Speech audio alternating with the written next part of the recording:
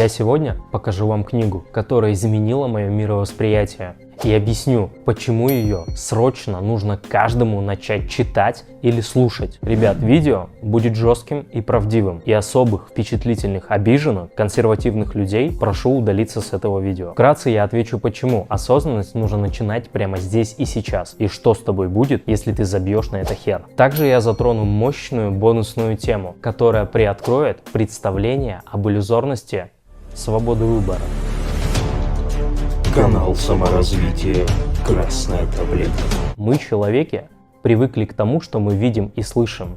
Приняли уклад общества, устои, правила, как за чистую монету. Что самое страшное, что для нас это типа истинное и настоящее. Еще страшнее, что это является нами. Поэтому это мы не можем идентифицировать как нечто чужое и искусственное. Это как раз матрица. И здесь на канале «Красная таблетка» мы собираемся, потому что мы заметили, что с этим миром что-то не так. Эти люди, это жесткость, агрессия. А самый главный вопрос – что со мной не так? Почему я работаю 24/7? Почему я теряю здоровье из-за работы? Почему я должен платить за то, что я не хочу?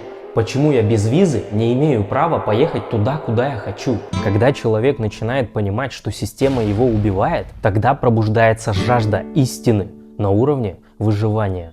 То эту жажду не остановить. Инстинкт самосохранения начинает стимулировать нервную систему, и твой аватар начинает действовать. Этот канал создан для того, чтобы раскрывать привычные нам вещи из жизни под другим углом восприятия, для взлома матрицы мышления. Но для чего? Для чего все это нужно? Для освобождения каждого от оков манипуляции, для обретения чистого желания созидать, любви к себе, своему окружению и этой планете Земля. Для того, чтобы осознать, что нам рассказывали в семье, в школе, на улице, свыше, где бы ты ни был, что это гребаный фейк для рабов. Система, которая выращивает апатичных, депрессивных имбецилов, которые идут уничтожать, транслируя зло под соусом добра и ни на секунду не осознавая ужас своих деяний. Зомби! Зомби – это невежество. Это единственный грех человечества, без какой-либо религиозности. Я просто нашел в интернете о невежестве в Библии и думаю, что в других верах мы можем тоже это также найти. Если кто-то знает, как описывается невежество в других верах, напишите эти отрывки в комментарии под этим видео. Заранее очень вам благодарен. Проблема в том, что слова являются далеко не самым совершенным средством для передачи смыслов и информации. Поэтому человек до сих пор не дошел до чистого автономного разума, без манипулятивных привязок от наших больших братьев. Пришло время меняться. И если вы думаете, что вы сможете отсидеть эту сумасшедшую трансформационную эпоху, хрен там был. Новая волна вас разорвет и уничтожит нахрен. Раньше я думал, что мой канал вышел как будто бы поздно, но сейчас я понимаю, что это очень вовремя. Трансформация пространства только началась, и без какой-либо эзотерики.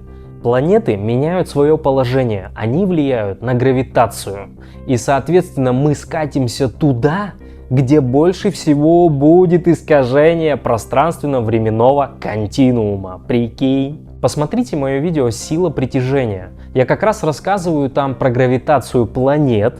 И так как мы себе это представляли, гравитация работает совсем по другому принципу. А самое важное, я в этом видео интерпретирую это на человека, и станет понятно, как можно использовать силу притяжения. У нас нет выбора. Мы скатываемся туда, где больше всего искажается пространственно-временной континуум. И у нас нет сил это изменить, потому что наша энергия и масса намного меньше, чем планеты. Поэтому планеты больше влияют на нас, чем мы на них. Посмотрите мое видео, что у нас на самом деле выбора нет.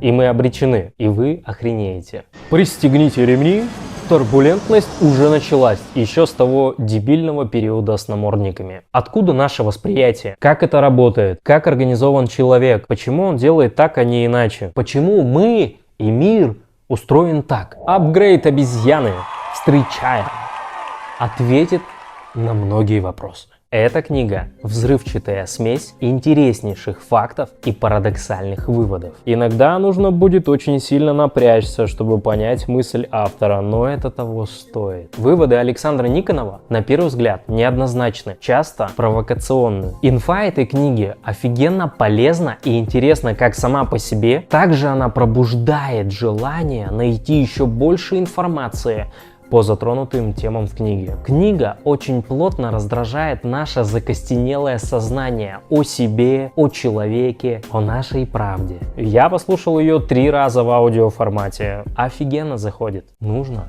выбираться. Скоро увидимся.